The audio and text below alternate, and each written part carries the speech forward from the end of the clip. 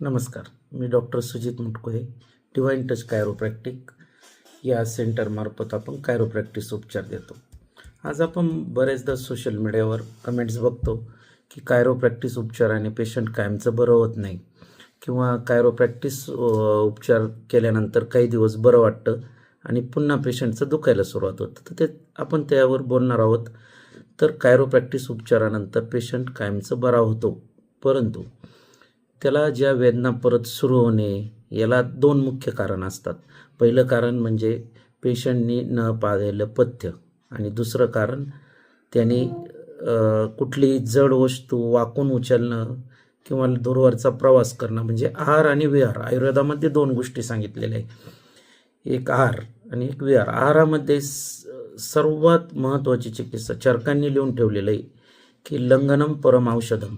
म्हणजे लंघन हे सगळ्यात श्रेष्ठ औषध आहे.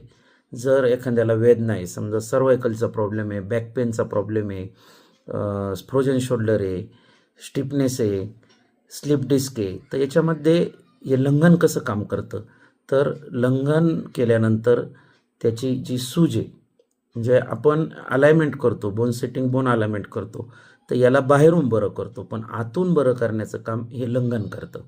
त्यामुळं लंघन करणं हे खूप महत्त्वाचं आहे. त्यातच आता आधुनिक याच्यामध्ये बॉडी डिटॉक्स करणं म्हणतात. तर लंघनामुळं ती आतली सूज आहे तर ती कमी होते, स्टिफनेस कमी होतो. आता लंघन म्हणजे नक्की काय, तर लंघन म्हणजे हलका आहार घेणे. हलका आहार म्हणजे समजा तुम्ही निंबू पाणी घेऊ शकता, गरम पाणी घेऊ शकता.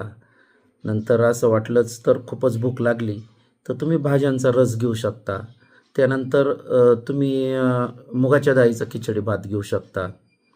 तर लंघन हे सर्वात महत्त्वाची चिकित्सा आहे आणि त्याबरोबर जड उचलायचं नाही आणि वाकून काही काम करायचं नाही किंवा सांगितलेला डॉक्टरांनी व्यायाम पाळायचा. 100% कायरोप्रॅक्टिसनं उपचार होतो. असेच दररोज नवनवीन व्हिडिओ बघण्यासाठी तुम्ही आमच्या चॅनलला सबस्क्राईब करा, लाईक करा, शेअर करा. धन्यवाद.